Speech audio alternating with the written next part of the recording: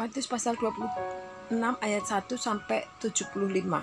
Matius pasal 26 ayat 1 sampai 4, pemberitahuan keempat tentang penderitaan Yesus. Rencana untuk membunuh Yesus. Setelah Yesus selesai dengan segala pengajarannya itu, berkatalah ia kepada murid-muridnya, "Kamu tahu bahwa 2 hari lagi akan dirayakan Paskah, maka Anak Manusia akan diserahkan untuk disalibkan." Pada waktu itu berkumpullah imam-imam kepala dan tua-tua bangsa Yahudi di istana imam besar yang bernama Kayafas, dan mereka merundingkan suatu rencana untuk menangkap Yesus dengan tipu muslihat dan untuk membunuh dia. Tetapi mereka berkata, "Jangan pada waktu perayaan, supaya jangan timbul keributan di antara rakyat." Matius pasal 26 ayat 5 sampai 13, Yesus diurapi. Ketika Yesus berada di Betania di rumah Simon si Kusta, datanglah seorang perempuan kepadanya membawa sebuah buli-buli pualam berisi minyak wangi yang mahal. Minyak itu dicurahkannya ke atas kepala Yesus yang sedang duduk makan. Melihat itu murid-murid gusar dan berkata, "Untuk apa pemborosan ini? Sebab minyak itu dapat dijual dengan mahal dan uangnya dapat diberikan kepada orang-orang miskin." Tetapi Yesus mengetahui pikiran mereka lalu berkata, "Mengapa kamu menyusahkan perempuan ini? Sebab itu telah dilakukan suatu perbuatan yang baik padaku. Karena orang-orang miskin selalu ada padamu, tetapi aku tidak akan selalu bersama-sama kamu. Sebab dengan mencurahkan minyak itu ke tubuhku, ia membuat suatu persiapan untuk penguburanku. Aku berkata kepadamu, sesungguhnya di mana saja Injil ini diberitakan di seluruh dunia, apa yang dilakukannya ini akan disebut juga untuk mengingat dia." Matius pasal 26 ayat 14 sampai 16.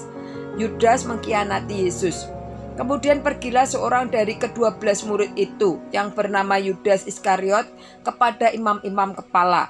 Ia berkata, "Apa yang hendak kamu kerjakan berikan kepadamu, supaya aku menyerahkan dia kepada kamu?" Mereka membayar 30 uang perak kepadanya. Dan mulai saat itu ia mencari kesempatan yang baik untuk menyerahkan Yesus. Matius pasal 26 ayat 17 sampai dengan 25. Yesus makan Paskah dengan murid-muridnya. Pada hari pertama dari hari raya roti tidak beragi, datanglah murid-murid Yesus kepadanya dan berkata, "Di mana engkau kehendaki kami mempersiapkan perjamuan Paskah bagimu?" Jawab Yesus, "Pergilah ke kota kepada si Anu dan katakan kepadanya, pesan guru, waktuku hampir tiba. Di dalam rumahkulah aku mau merayakan Paskah bersama-sama dengan murid-muridku." Lalu murid-muridnya melakukan seperti yang ditugaskan Yesus kepada mereka dan mempersiapkan Paskah. Setelah hari malam, Yesus duduk makan bersama-sama dengan ke-12 muridnya. Dan ketika mereka sedang makan, ia berkata, "Aku berkata kepadamu, sesungguhnya seorang di antara kamu akan menyerahkan aku."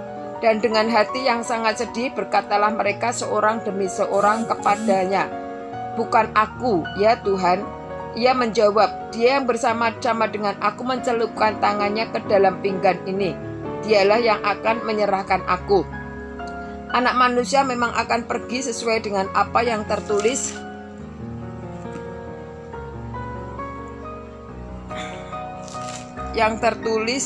tentang dia. Akan tetapi celakalah orang yang olehnya Anak Manusia itu diserahkan. Adalah lebih baik bagi orang itu sekiranya ia tidak dilahirkan." Yudas yang hendak menyerahkan dia itu menjawab, katanya, "Bukan aku, ya Rabi." Kata Yesus kepadanya, "Engkau telah mengatakannya."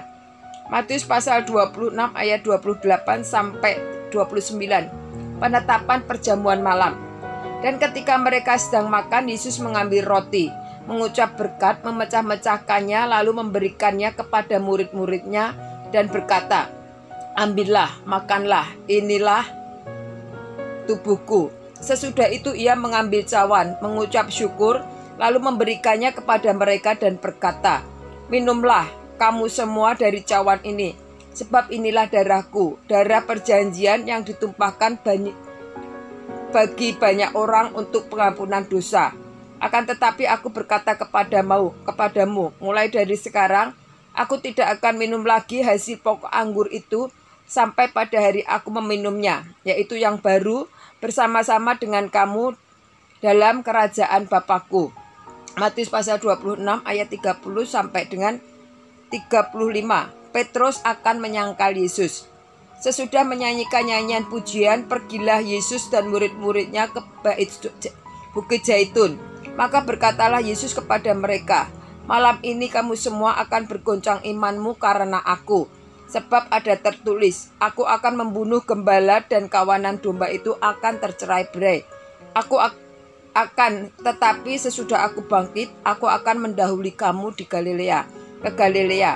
Petrus menjawabnya, biarlah mereka semua tergoncang imannya karena engkau, aku sekali-kali tidak. Yesus berkata kepadanya, aku berkata kepadamu, sesungguhnya malam ini sebelum ayam berkokok, engkau telah menyangkal aku 3 kali. Kata Petrus kepadanya, sekalipun aku harus mati bersama-sama dengan engkau, aku takkan menyangkal engkau. Semua murid yang lain pun berkata demikian juga. Matius pasal 26 ayat 35 sampai 46. Di Taman Getsemani. Maka sampailah Yesus bersama-sama murid-muridnya ke suatu tempat yang bernama Getsemani. Lalu ia berkata kepada murid-muridnya, duduklah di sini, sementara aku pergi ke sana untuk berdoa. Dan ia membawa Petrus dan kedua anak Zebedius sertanya. Maka mulailah ia merasa sedih dan gentar. Lalu katanya kepada mereka, hatiku sangat sedih, seperti mau mati rasanya. Tinggallah di sini dan berjaga-jagalah dengan aku. Maka ia maju sedikit, lalu sujud dan berdoa kepadanya. Ya Bapakku, jikalau sekiranya mungkin, biarlah cawan ini lalu daripadaku. Tetapi janganlah seperti yang ku kehendaki, melainkan seperti yang engkau kehendaki. Setelah itu ia kembali kepada murid-muridnya itu dan mendapati mereka sedang tidur. Dan ia berkata kepada Petrus, tidakkah kamu sanggup berjaga-jaga 1 jam dengan aku? Berjaga-jagalah dan berdoalah, supaya kamu jangan jatuh ke dalam pencobaan.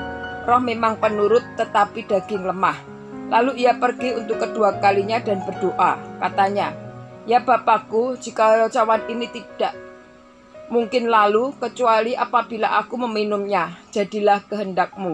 Dan ketika ia kembali pula, ia mendapati mereka sedang tidur, sebab mata mereka sudah berat. Ia membiarkan mereka ke situ, lalu pergi dan berdoa untuk ketiga kalinya dan mengucapkan doa yang itu juga.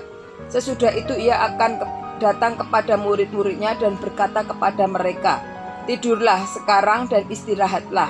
Lihat, saatnya sudah tiba bahwa anak manusia diserahkan ke tangan orang-orang berdosa. Bangunlah, marilah kita pergi. Dia yang menyerahkan aku sudah dekat. Matius pasal 26 ayat 47 sampai dengan 56. Yesus ditangkap. Waktu Yesus masih berbicara, datanglah Yudas, salah seorang dari ke-12 murid itu, dan bersama-sama dia serombongan besar orang yang membawa pedang dan pentung, disuruh oleh imam-imam kepala dan tua-tua bangsa Yahudi. Orang yang menyerahkan dia telah memberitahukan tanda itu kepada mereka. Orang yang akan kucium itulah dia, tangkaplah dia. Dan segera ia maju mendapatkan Yesus dan berkata, salam Rabi, lalu mencium dia. Tetapi Yesus berkata kepadanya, hei teman, untuk itukah engkau datang? Maka majulah mereka memegang Yesus dan menangkapnya. Tetapi seorang dari mereka yang menyertai Yesus mengulurkan tangannya, menghunus pedangnya dan menetapkan pada hamba imam besar sehingga putus telinganya. Maka kata Yesus kepadanya, masukkan pedang itu kembali ke dalam sarungnya. Sebab barang siapa menggunakan pedang akan binasa oleh pedang. Atau kau sangka bahwa aku tidak dapat berseru kepada Bapakku supaya ia segera mengirim lebih dari 12 pasukan malaikat membantu aku? Jika begitu, bagaimanakah aku digenapi yang tertulis dalam kitab suci yang mengatakan bahwa harus terjadi demikian? Pada saat itu Yesus berkata kepada orang banyak, Sangkamu aku ini penyamun, maka kamu datang lengkap dengan pedang dan pentung untuk menangkap aku. Padahal tiap-tiap hari aku duduk mengajar di bait Allah dan kamu tidak menangkap aku. Akan tetapi semua itu terjadi supaya genap yang ada tertulis dalam kitab nabi-nabi. Lalu semua murid itu meninggalkan dia dan melarikan diri. Matius pasal 26 ayat 57 sampai dengan 68. Yesus di hadapan mahkamah agama. Sesudah mereka menangkap Yesus, mereka membawanya menghadap Kayafas imam besar. Di situ telah berkumpul ahli-ahli Taurat dan tua-tua. Dan Petrus mengikuti dia dari jauh sampai ke hadapan imam besar. Dan setelah masuk ke dalam, ia duduk di antara pengawal-pengawal untuk melihat kesudahan perkara itu. Imam-imam kepala, malah seluruh mahkamah agama mencari kesaksian palsu terhadap Yesus, supaya ia dapat dihukum mati. Tetapi mereka tidak memperolehnya, walaupun tampil banyak saksi dusta. Tetapi akhirnya tampillah 2 orang yang mengatakan, orang ini berkata, aku dapat merubuhkan bait Allah dan membangunnya kembali dalam 3 hari. Lalu imam besar itu berdiri dan berkata kepadanya, tidakkah engkau memberi jawab atas tuduhan saksi-saksi ini terhadap engkau?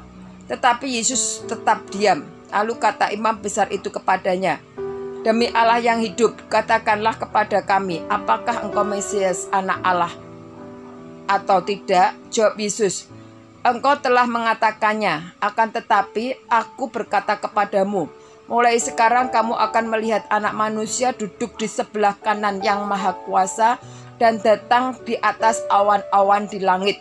Maka imam besar itu mengoyakkan pakaiannya dan berkata, ia menghujat Allah. Untuk apa kita perlu saksi lagi?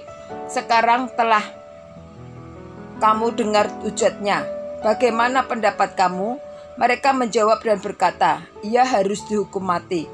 Lalu mereka meludahi mukanya dan meninjunya. Orang-orang lain memukul dia dan berkata, cobalah katakan kepada kami, hai Mesias, siapakah yang memukul engkau? Matius pasal 26 ayat 69 sampai dengan 75. Petrus menyangkal Yesus. Sementara itu Petrus duduk di luar halaman, maka datanglah seorang hamba perempuan kepadanya. Katanya, engkau juga selalu bersama-sama dengan Yesus orang Galilea itu. Tetapi ia menyangkalnya di depan semua orang. Katanya, aku tidak tahu apa yang engkau maksud. Ketika ia pergi ke pintu gerbang, seorang hamba lain melihat dia dan berkata kepada orang-orang yang ada di situ, orang ini bersama-sama dengan Yesus orang Nazaret itu. Dan ia menyangkalnya pula dengan bersumpah, aku tidak kenal orang ini. Tidak lama kemudian orang-orang yang ada di situ datang kepada Petrus dan berkata, pasti engkau juga salah seorang dari mereka. Ini nyata dari bahasamu. Maka mulailah Petrus mengutuk dan bersumpah, aku tidak kenal orang ini. Dan pada saat itu berkokoklah ayam. Maka teringatlah Petrus akan apa yang dikatakan Yesus kepadanya. Sebelum ayam berkokok, engkau telah menyangkal aku 3 kali. Lalu ia pergi keluar dan menangis dengan sedihnya.